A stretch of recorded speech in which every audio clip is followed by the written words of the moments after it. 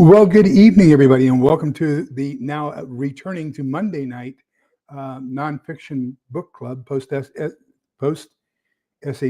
book club. I apologize. Probably for the next 3 to 4 weeks because of the surgery they did on my throat and where it comes into my stomach. My voice is going to be raspy. It's not going to be the normal voice that you're used to hearing probably for the next month. So the last time I had this surgery was about 8 years ago. It took a while, about 4 to 8 weeks, somewhere in that vicinity, for my vocal cords to return back to normal. They did a lot of things in there. So I apologize for my voice, but if you can bear with me, gosh, thank you so much. Hey, I got good news today. I got another $100 check from Amazon, from Google. So we are getting some watch hours. Now, remember that the way I work that is $25 goes to the local food bank, $25 goes to the Salvation Army. I think they do a wonderful job. No, I am not affiliated with them. They are basically a subsidiary of the Methodist Church. But I do admire what they do. And the local commander and I are good friends. And so I really support the effort that they make there. So, and then 25% goes to my organization, which is the Society of St. Vincent de Paul. And then the last $25 out of that $100 check will go for buying more stuff to show you, or maybe to purchase some time on StreamYard or whatever. But thank you. I can't tell you how much getting the watch hours up and being able to put that money to good use means so much to me. Thank you so much for doing that. Butch Graves, good evening. Welcome. Utah Mike. I think I've said Pete. Hey, Pete, Triple G Farms. Pete, I'm going to be up your way Thursday. We're starting out, and unfortunately, I'm on a pure liquid diet for the next 2 weeks. And then after that, a soft food diet for 2 weeks. And then I go in for another review, and we see how my esophagus is healing and whether or not I can get whether I can go into solid foods. But I'm going to be up in Salado Thursday. We're going to be at Johnny's Barbecue and Steakhouse for lunch. And so I've got a deal with them going. I'm going to do mashed potatoes and gravy for lunch. I know that's a soft food and not a liquid, but I figure I can do one. And I'm going to have ice cream. So that'll be my lunch on Thursday up in Salado. Then from there, we're going over to Killeen. To the Mounted Warrior Museum. It's actually right there at the intersection of 190 and what is that? I guess it's the old 440 Highway 195, right there in Killeen, and right there on the southeast corner, basically, of Fort Hood. So we'll be at the museum there for a couple hours. I am hoping they have plenty of benches. I went to Walmart today. It's my first time out of the house, other than for Easter. And a half hour walking around Walmart today was a little bit much for me. So still have to build up a lot of stamina. So, but we will be up in your area. And we need to get together at Storms again. Gosh, I love their chicken fried steak. But anyhow, let me see. Did I miss it? Cats in Prepping. Good evening. Laura Mannion. Thank you. Yeah, I am so happy to be here. Saturday night, the Easter Vigil was quite a toll. Good friend of mine, Earl. He's the retired nuclear submarine commander. He was sitting directly behind me. And for those of you who don't know about the Catholic exercise system, so we stand and kneel and sit quite a bit. So we transition among those three all the time. And for the Easter Vigil, we had 7 Old Testament readings and 2 New Testament readings. And the 7 predictors of Jesus's wounds and death and resurrection, and then the 2 readings that actually fulfill that. So we were up and down and kneel. Well, you stand up for the prayer, and then you kneel, and then sit for the reading. And oh gosh, except for the gospel we always stand. But anyhow, so my friend Earl behind me, at one point, he saw how I was struggling. I just had a hard time transitioning between kneeling and sitting and standing. And he put his, and he's 6'3", I think. He put his hand on my shoulder and just held me into the seat. There was no way I was going to stand up or kneel. Earl took good care of me. Thank you, Earl. I love you, buddy. I'm so happy that you're there for me. Holly Ivans, welcome. Good to see you. So anyhow, we are working on this fantastic. But another piece of good news! I got another email today. For those of you who remember John Grammer, the author, is got book 3 out, and book 4 will be due out in the next 2 months. So he is mailing me a copy of book 3, and I said, well, let's get you scheduled. We'll do your book 3. Is available on Amazon. I'll put a link to it in the show notes, so you can get it and read it. Remember, we're doing Travelers, which is book 2 of the Black Autumn series by Kirkham and Ross. So we're doing volume 2, Travelers, for the last Thursday of this month. I'm going to change the date. I'll let you know what date for sure, because I think we're the last Thursday. I have something going on. I forget what it is that I can't get rescheduled. Oh, Holly, great. Yeah. And so, Gil, good evening. Welcome. Thank you. And Cats and Prepping.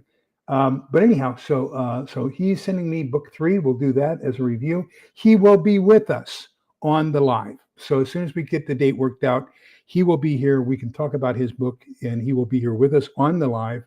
And then he's also going to announce, I told him he can have the last 5 minutes of the show, anything and everything he wants to talk about as far as his book number 4. He's free to do that. And let me tell you something. I really like his books. He's a phenomenal author. It's basically in the same location as the Kirkham Ross books. So this is all in the Salt Lake City area, the central, north central Utah area. And so they're both kind of very, very similar in a lot of aspects, but they're very different in a lot of aspects too. I got all kinds of stuff all over here, being piecemealing it in. I don't have my backboard behind me. I still have weight restrictions on what I can lift and what I can't lift. Didn't do my Prepper Pantry haul Saturday. The MREs, I found a $40 case of MREs. They're still sitting there. I can't lift them. They're too heavy. They're outside my weight restrictions. So I'm kind of make do until we get totally healed here. But this evening's kind of an exciting topic. It won't take that long, but hopefully I've got some good stuff I can share with you. I do have a lot of stuff. I'm making 2. I just did a short, and it was basically on getting orange paracord, 550 cord, and using it to put through your lanyards for your knives and bolos and machetes. And I wear a longer one with my compass on it hanging from my neck. That way, if you drop them out in the wild, that orange cord makes it a lot easier to identify where you dropped it. You can see it a lot easier, especially if you have some of the camouflage type stuff, or if you have matte black, like my Beckers, my BK2 and my BK7 are both matte black. We got a little bit of it, from use. The black has come off on the blades, but those are difficult to find if you drop them in, especially at night. So that orange helps you find where things are. The one I've got set up that I'm going to be recording probably tomorrow morning and then release it tomorrow is going to be splinting materials for first aid in a post-apocalyptic world. And then the one I'm doing for the day after that, all this stuff over here in book 2, Travelers, one of the protagonists they're on motorbikes, and she doesn't know how to ride it, and she loses her balance and scrapes her leg. I have had those abrasions like you would not believe. Had a real bad motorcycle wreck my senior year in high school. Broke my girlfriend's leg, and she missed out on. She was going to play in the state championships for tennis, but I broke her leg and it kind of ended that. But anyhow, so I know all about the damage that can be done with a motorcycle wreck. That started me thinking: do I have everything put together to take care of abrasions? Can I debride? Can I properly cleanse and disinfect a severe abrasions like road rash? So I wanted to get everything I had here together, and we're going to put it out, and I'm going to show you what my recommendations are as far as what I have for things like abrasions and for puncture wounds, cuts, things like that.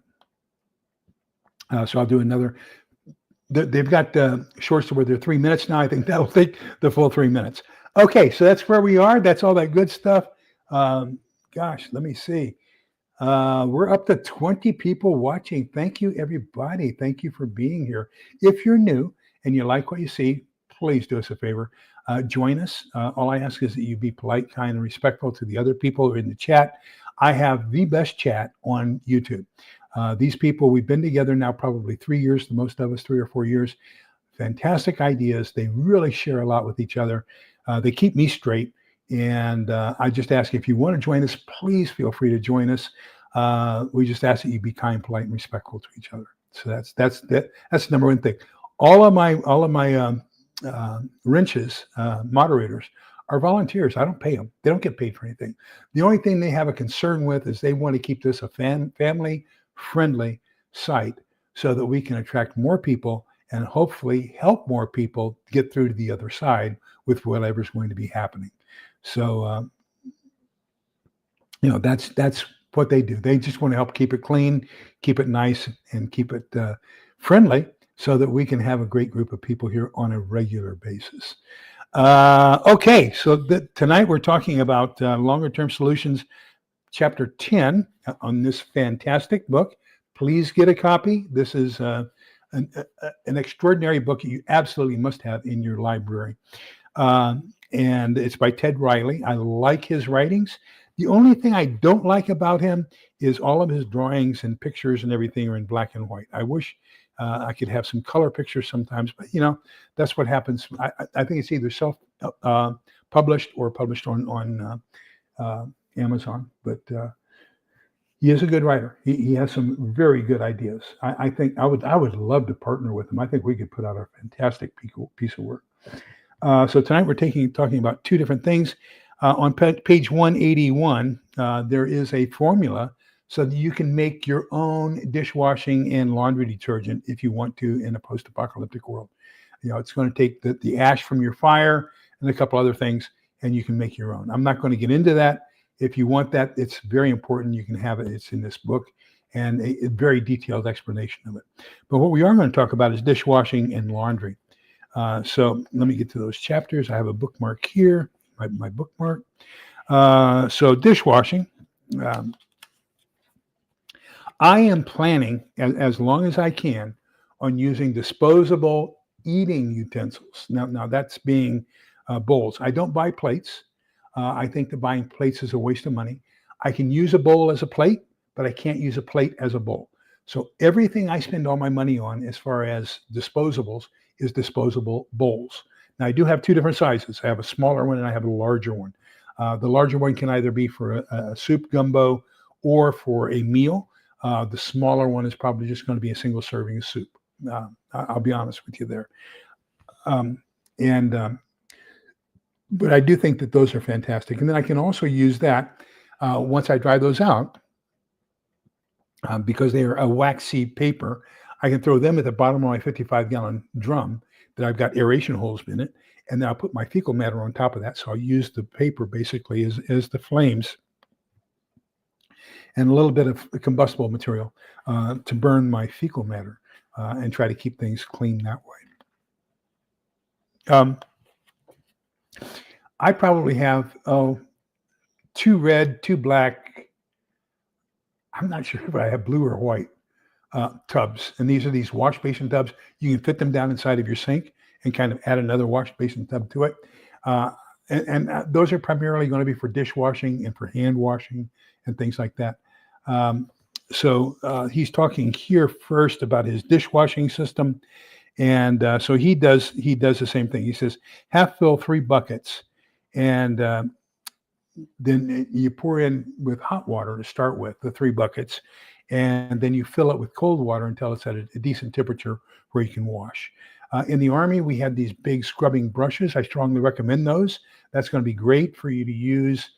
They were a handle brush. It almost looks like a toilet brush. But it was wooden and it had the bristles all down on one side. That's what we use for pots and pans and everything else. Works great. Strongly recommend you get that. Make sure you get some. I should have brought those out. Doggone it.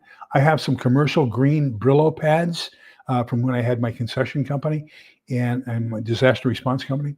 And so these are these green. You can get them at Walmart. Green or blue. gosh, what we call them, Brillo, a plastic form of Brillo.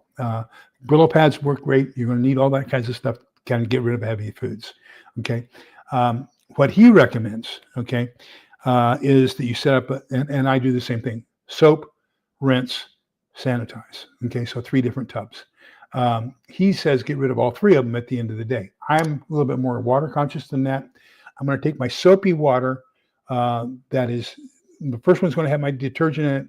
Second one's going to be rinsed. Third one is not going to be a sanitizer. It's going to be a second rinse. So that way, at the end of the day, I dispose of my soapy water and rinse that out, and that becomes my final rinse with clean water. Then my final rinse becomes my first rinse, and my first rinse water becomes my new soapy water.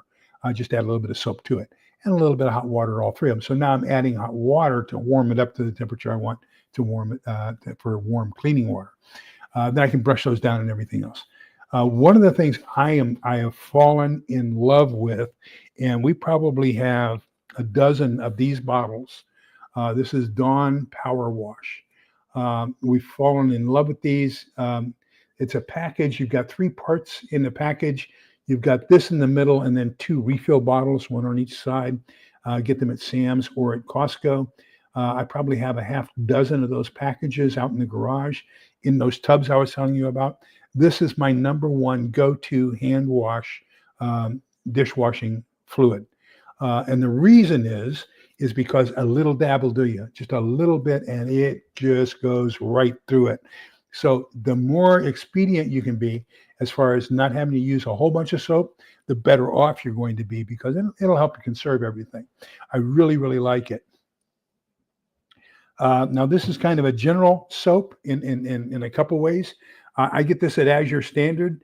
I'll put a link to my Azure Standard recommendation thing. If you want to use Azure Standard, they do a delivery to your location once a month. You just have to find out where that delivery location is. Then you go and pick up, and they unload the truck. Everybody goes together. We unload the truck together.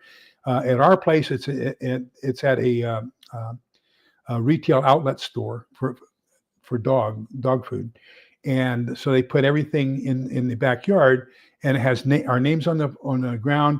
They put your packages by your name. After everybody's packages have been put on the names, then you go pick up your packages and take them home. But this is pure Castile soap, and so this can be used either for dishwashing or for laundry. Okay, but this is concentrated. So this one bottle here is going to make a total of 32 gallons worth of laundry or dishwashing soap. Okay, because you're just going to use a little bit and then dilute it with water. Let me catch up with the chat, because you guys always have such great things to say. So Kaylin agrees with the Dawn Power Wash. Shenanigans is agreeing that the Castile soap is so good for a big diversity. This is a monthly. I guess I should put that in my monthly prepper pantry haul, but it comes in my monthly. I get one of those each month. I'll probably stop here shortly. I think after I get maybe a half dozen, I probably won't need that many more. Let me see what else. Talking about mud and cob. Yes, the chainmail pad to do your cast iron is absolutely great. Once again, I like those plastic type of a Brillo pad that I can get at Walmart, and those work very well on my cast iron, and they don't take any of the seasoning off either, which is great. So one of the things I recommend is, if you're going to do your dishes are going to be disposable, you're going to burn those, that's great. Now you may have to do utensils. I don't know. I'm getting all kinds of plastic utensils as well. In the Army, you get a fresh MRE spoon with every package of MREs. I had a tendency to keep them in the plastic, except for the one I opened when I first went out in the field. And I would use that one spoon for a couple days before it got grody, and I'd throw it away. I used it for everything: to stir my coffee, to mix my drinks, to eat the food, and all that kinds of stuff. I had another spoon. I think I showed them to you. I bought one. It's a longer handled spoon. that I got in the camping section at the Post Exchange. But it's probably got 3 inches on the MRE spoon, but that way you can reach down inside the MRE in the bag, because we didn't have anything to put stuff in out in the field when I was in. You ate it directly out of the bag. So, but anyhow, utensils. You're going to have your own cooking vessels. Oh, let me tell you one more thing you want to do. I don't know if you've noticed my camping gear. My camping gear looks brand new. Okay. And the reason is because before I put it over the fire, I'll take something like this and put a little squirt on a paper towel and then rub that around the entire outsides of whatever I'm going to be putting into the fire, except for cast iron. But any of my stainless steel pots, pans, anything like that, it gets a thin layer of soap on the outside, and then it gets all that soot and everything on it. It just washes right off. It looks brand new when you get done with it. I mean, you can really keep pristine looking camping gear by just a little bit of extra effort and taking care of it. But you know that you're gonna have to have a lot of that. Okay, so he says begin with the cleanest dishes. So always start with your cleanest ones first. You don't want to dirty up the water too quick with your dirtiest. So kind of separate them out. Do your cleanest dishes first. Put them all in the water. Let them soak. Wash them off. Rinse them into the second rinse, and then you're going to have some sort of a system. And you know the kitchen drainage paper plate drying things are great. Or you can have somebody help you and dry them as they come out of the second rinse. I'm very conscious about water. So what I like to do is I like to have a kitchen drain system with that mat underneath, and the mat is draining back into the sanitized stuff, so that way all that water is coming out with it as it dries off, and as that water drains onto the mat, it goes back into my second rinse pail. But I'm not using the rinse pails. I'm using those tubs instead. Let me see. And then he talks about towel dry your dishes with your chamois cloth if you have one. Once everything's washed, consolidate all your gray water into one bucket. Strain the food particles out with your metal strainer, and the food waste will go in your wet garbage, and the water can be disposed of. Try to spread it out over a large area. Do not dispose of it within 200 feet of any of your water sources. Now, here, I have no intentions of bugging out. I mean, that's going to be a last resort. I'm a hunker down guy. So what we're going to do is, after we've strained it and we've got it to where it's just liquid, that's going to go in the tanks for my toilets because I'm at the very top of the hill. So everything for me is downhill. So I'm going to flush what I need to out of my toilets using my disposed washing water that I'm going to use on a daily basis. It's only going to give me one flush, but you know that's probably going to be good. Now we get into washing clothes, laundry. One of the things I really like, now I bought one, and I got it on Amazon. I'll put a link on it. I couldn't bring it in; it's too heavy. But it's a big plastic thing, and it lays on its side. It's got a crank handle on one side, and it's got a door. So you put your stuff in it. You put a little bit of laundry detergent in it. You crank it. It's kind of like a washing machine spinning. Okay. Then you drain it out, rinse it out. Then you put your rinse water in. Do it. What I'm going to say is do all your washing first. Wash all your clothes. Okay. So you do one load of wash, take it out, set it on a table. Take in another load of wash out on the table. Add a little bit more water because most of that water is now in the clothes. Wash, put it on the table. Okay. Then you clean out your water, your tub, and you're going to put in the rinse cycle. Okay. So now you put those soapy items back in. You're going to rinse them out and spin them out. Okay. And same thing. Do all the spinning and washing. If you can find a wringer, the old-fashioned clothes wringer, I recommend you get one. If you can't, a possible make-do is to get a mop bucket. Okay, the commercial mop buckets. And if you take a look at the commercial mop bucket, what it has is it kind of has this little V platform where you put your mop down inside, you pull the handle and it squeezes it. Well, if you have enough clothes in there and you put your clothes in and you squeeze that together, it's doing basically the same thing as a wringer. It's going to get all that water out of your clothes and into the mop bucket. Just the exact same thing. Okay. Instead of rolling it, you're just squeezing it. But I strongly recommend consider getting a mop bucket system so that you can use that to basically start the drying process for your clothes.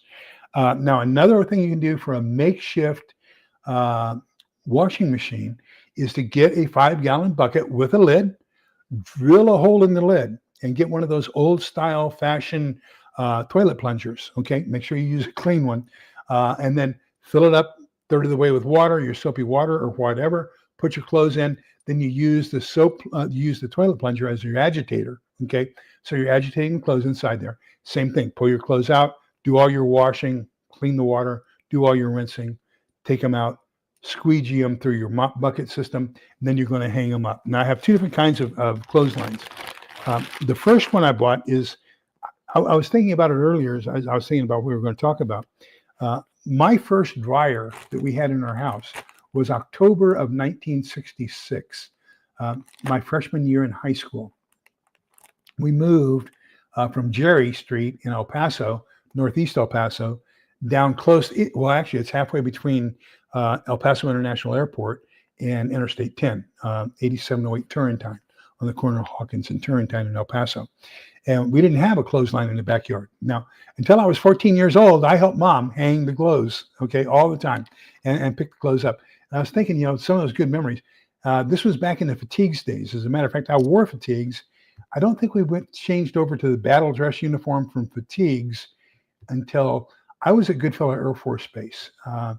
So I'm going to say it was probably 1982. When we switched over from fatigues to BDUs. But anyhow, Mom had to starch Dad's fatigues, the old breaking starch. And she had these forms that fit inside the legs so that he had these crisp, sharp fatigues and his shirts and his hat and everything out. And we hung those on the backyard line and dried them, and they'd starch. And oh my God, talk about crisp. When he put he had to sit down and Mom had to help him put his fatigue pants on because you're pushing your feet through all that starch. But it was unbelievable.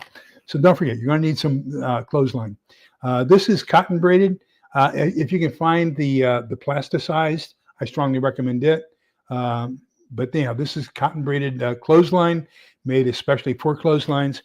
If you get this, you're going to need a whole bunch of these. Okay, and these are clothespins. This is 100 to a pack. I have 4 packages, so I have 400 clothespins. Average piece of laundry is going to take about 2 clothespins, 2 for a shirt, 2 for a pair of trousers, things like that. So you can put up 200 things with that, but they break, you lose them, they disappear. We had, as a matter of fact, I have one here. Present, share screen. Then I want to go to Amazon, I think it is. Yeah. So this hung,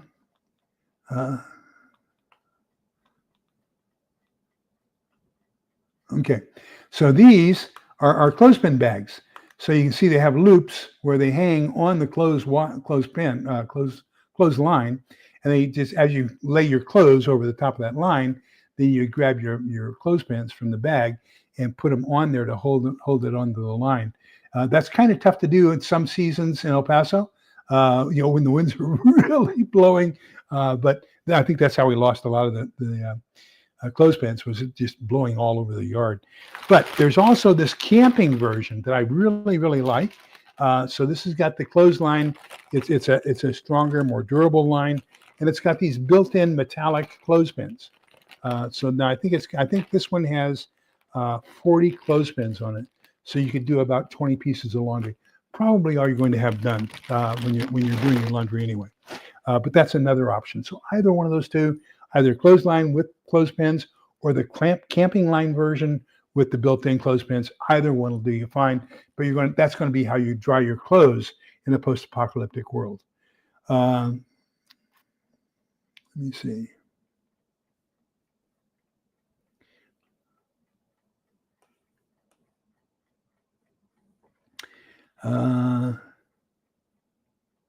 So evidently Butch said something I need to take a look at. So that's great. The smart water usage.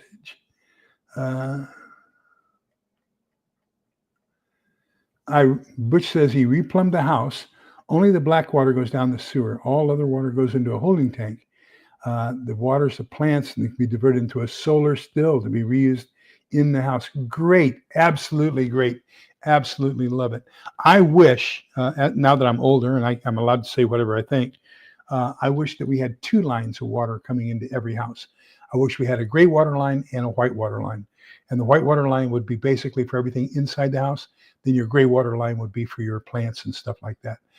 Because I think we could help with a lot of the sewage issues if we had the gray water lines going to the plants and things outside. Not black water, but gray water, okay, treated water. So yeah, I agree with you. I think you're doing a very intelligent thing there. Very, very wise. Okay, so Holly says she's already got the bucket and plunger. Great idea. And then she has a separate bucket for rinse. That's a great idea as well. So just take it out of one and into the other.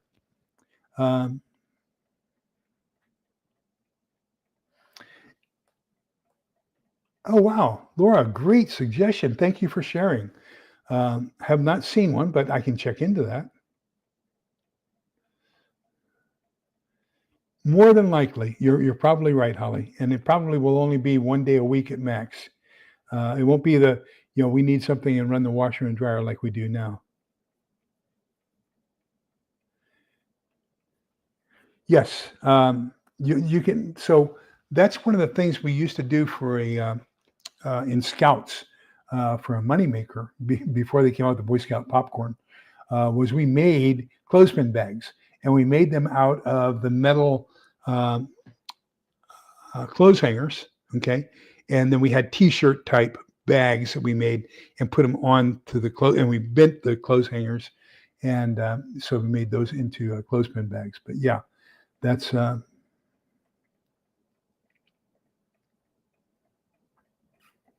oh, that's phenomenal.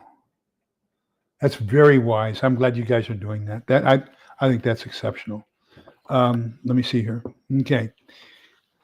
He talks about using a washboard and wash basin. That's also a possibility if you don't want to use the plunger type of a thing. And then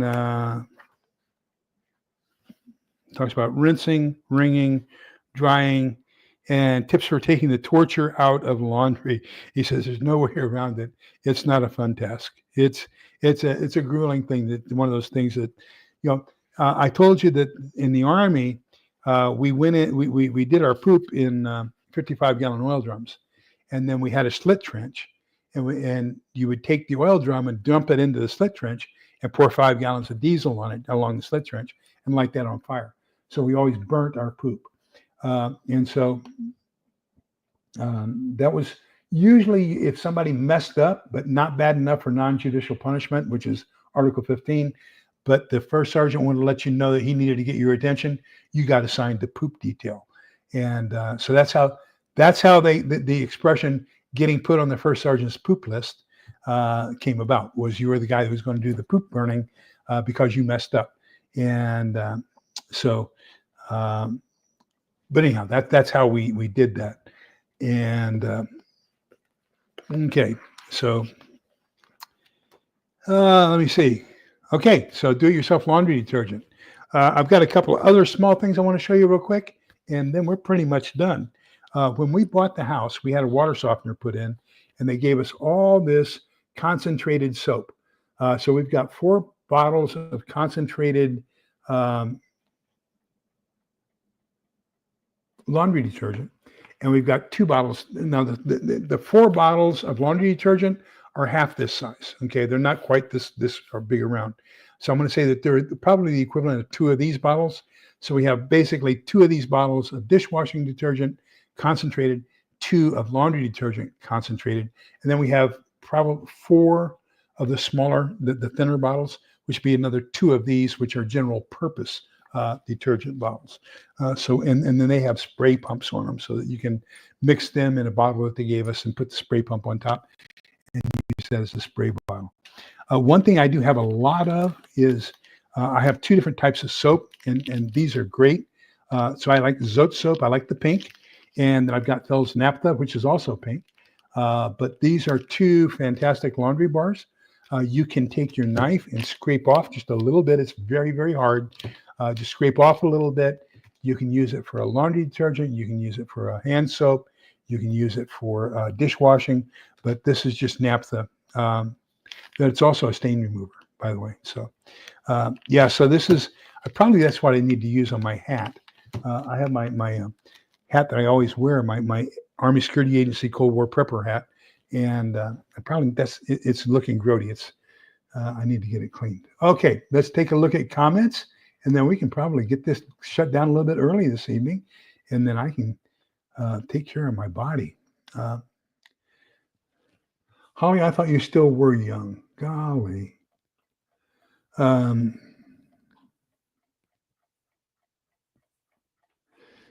Yes. And when I went to my aunt's farm in the summers, they did it outside. It was a cupboard, but it was outside.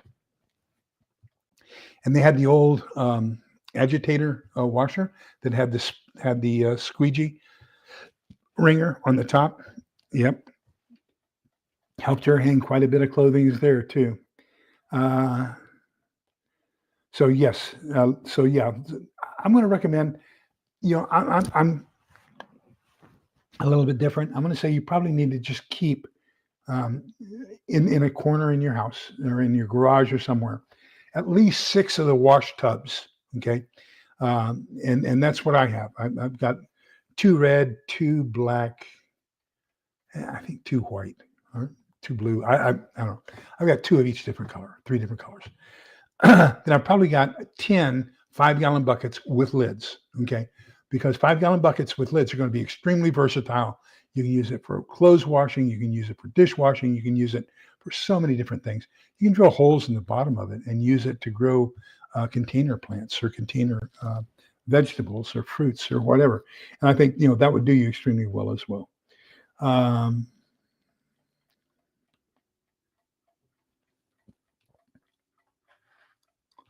Wow, Butch, what a great idea. No, I think that's a great idea. And that's basically what I think we talked about it under power and lights and everything. But when I first got into prepping back during the Cuban Missile Crisis in 1962, that's what we had. Was we either had hand crank or foot crank generators, and so that's what would power the electric for the lights, and then we had to hand crank the air induction system. So the air induction system was hand cranked. We didn't have electric motors for that yet. The electricity we had was basically for lighting, and we had to either ride a bicycle type thing. It was the same contraption, but you could put it on the floor and use your feet, or you could put it up on a bench and use your hands. But everybody had 15 minutes. When we practiced, everybody did it for 15 minutes at a time.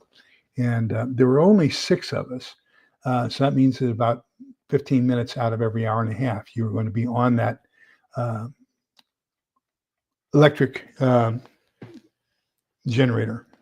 Okay. Okay, I think that's it. Let me see. No, here we got more. And they say that there's a lot of lung damage as a result of that too, Holly.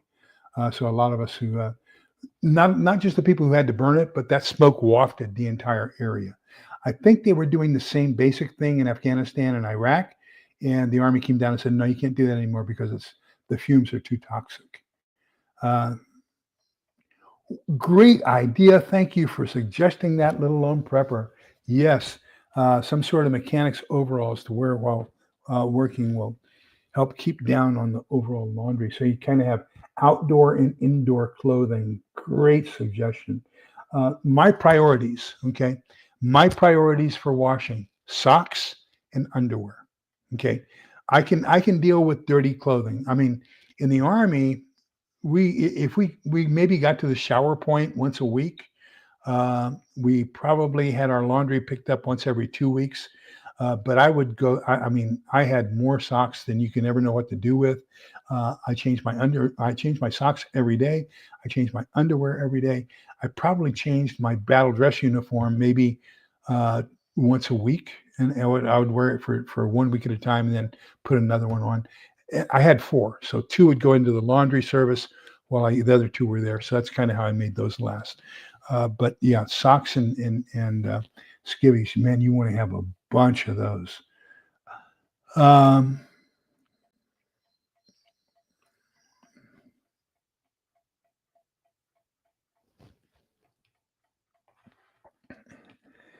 yeah, nostalgia, nostalgia. It gets us every time.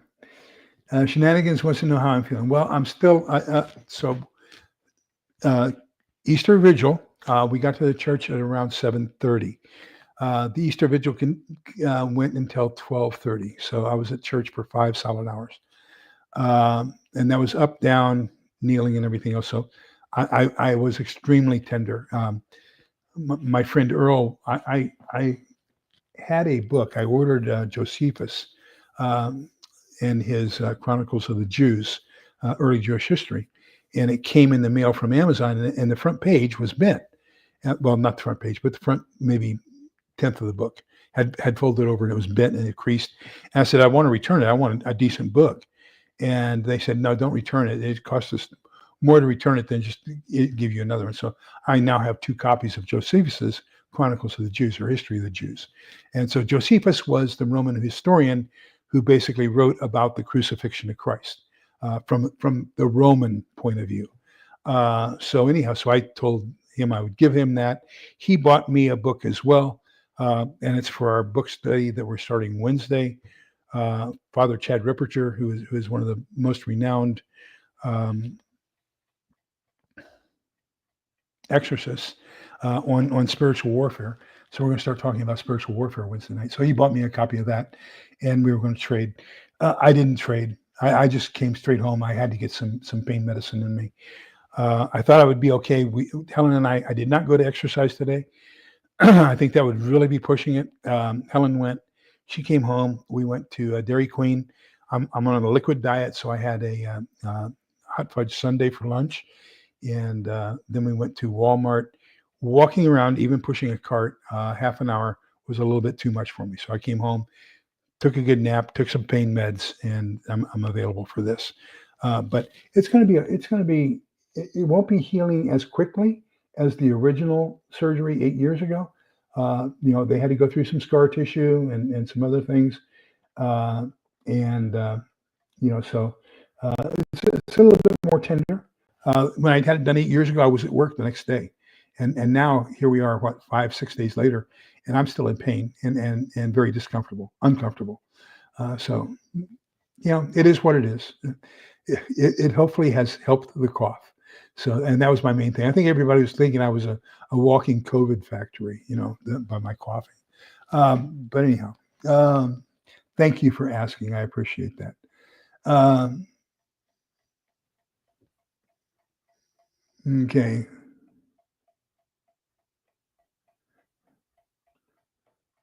Holly, golly. So you could have been one of my kids that I babysat when I was younger. You're a young spring chicken.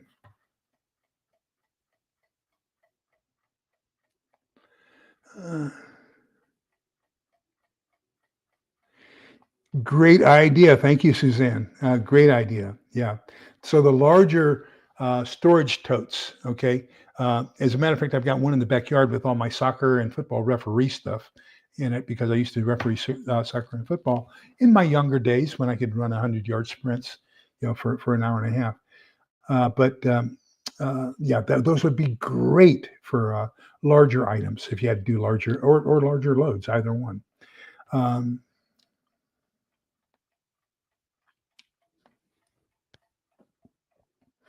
uh,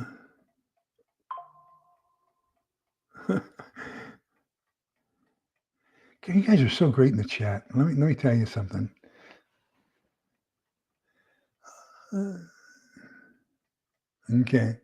I'll buy socks and underwear by the pallet if I could. Yes. Tuck by V. Good evening. Good to see you. Thank you for being here. Welcome. Yes. And so I just bought another package of, I think it was maybe 2 dozen, 1 dozen of the white um, uh, socks for athletic socks at Sam's last time we went. And Helen says, Lee, you've got 2 drawers full. I said, yeah, I need more. So I got another whatever. It might be 2 dozen socks, but it's like, a dozen pair. Maybe I don't know. Anyhow, I got more. I just want to make sure I have plenty of socks.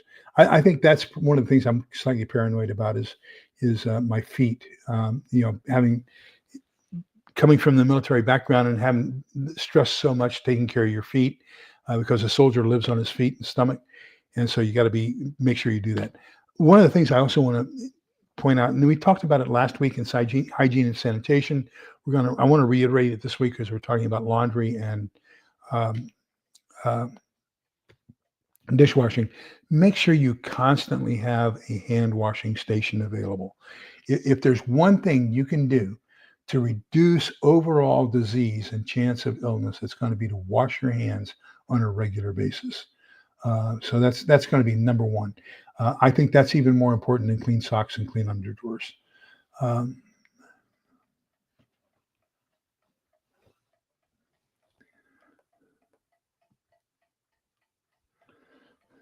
I think that happens to us as we get older. When we left Dairy Queen today, there was a seniors group that came in, and they were all on this bus, and they came in, and so Helen got up and took all our trash to the trash can, and I turned sideways, and I was trying to get up, and I had my cane, and I was trying to push on my cane and push on the chair, but not put too much pressure on my incisions and everything. And this woman just came over and patted me on the back. She says, "You'll do fine. You're taking care of me." I don't know. Maybe she was putting the make on me. Anyhow, she's trying to take care of me, and Helen came back and helped me up. So, uh, we did pretty good there. Yeah, Phylloxera, and same thing in El Paso. It was typically the humidity was at a max 8%, and I think that was on a rainy day.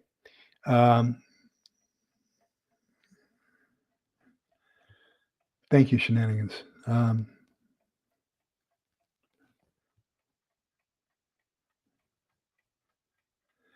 Okay.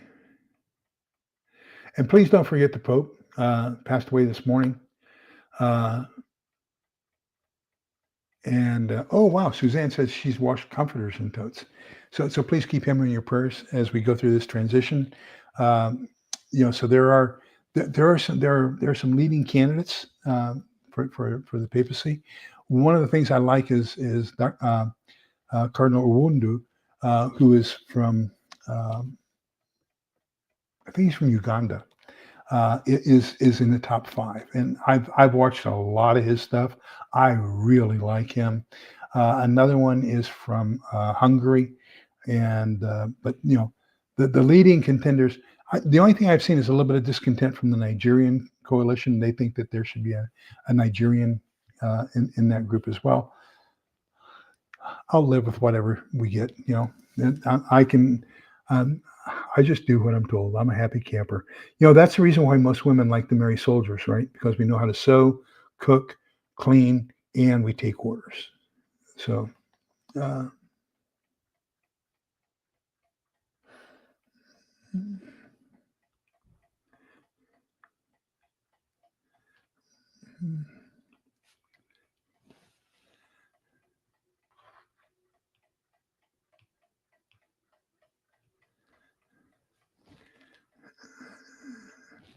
well, I guess what the bad thing about that is it shows the devaluation of the dollar.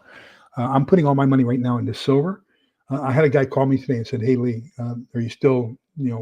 We talked about my portfolio, and I said, "Well, I'm looking for gold silver ratio to hit about 60-1."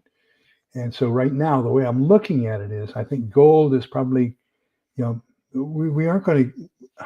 I don't think it'll get to 4,000. I hope not. But anyhow, if we take 34.50 and we divide that by 60, okay, now we're looking at $50 silver, $60 silver.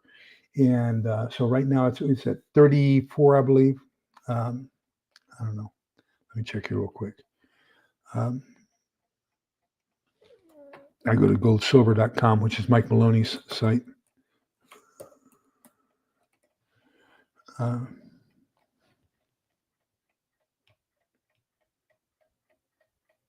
on, show me silver.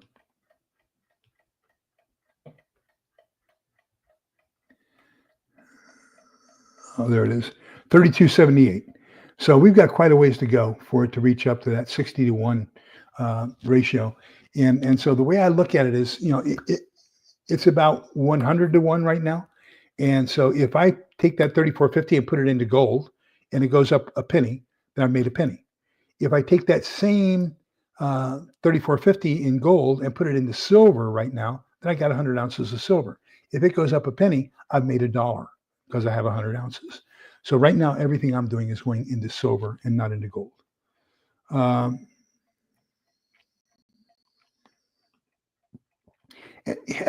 You should have heard Helen. We bought her a pad that she can sit on because we have all wooden pews. We do now. The kneelers are padded. I can thank you for that. But the pews themselves are not padded. So Helen bought a pad, and then we got into the church Saturday evening. She says, "I forgot my pad," but I hope you just sit then, shenanigans. I hope you just sit.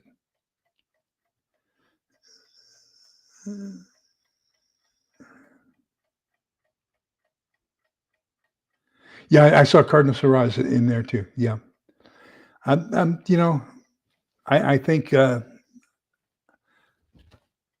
it's out of our hands. I think we're going to get whatever we are intended to get. I trust in God. That's all I can say. Oh wow. Krugerrands, yeah. So Krugerrands are 80% pure gold, and that's a very good thing to have. Back in the before the turn of the century, that was basically the main form most Americans had. Their gold bullion, if you will. It was because it was a coin from South Africa. But yeah. Okay, let me see. The price of precious metals reflects the weakness of our dollar.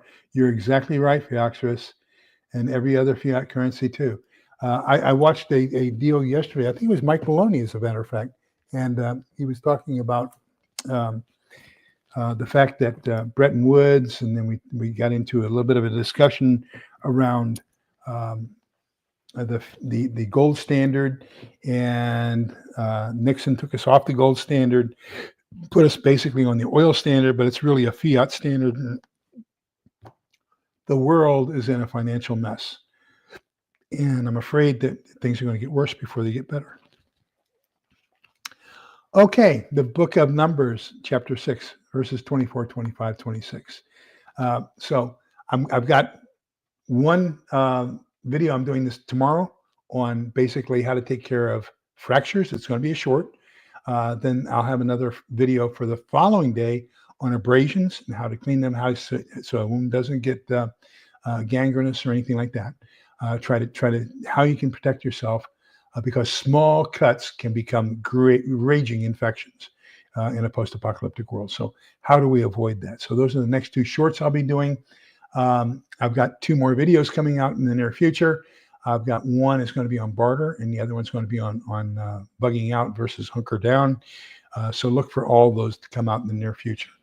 I'm still got to get all my buddies, Earl, Andy, and Eric together, and let's do a talk, the four military guys, on our perceptions about what's going on in the world.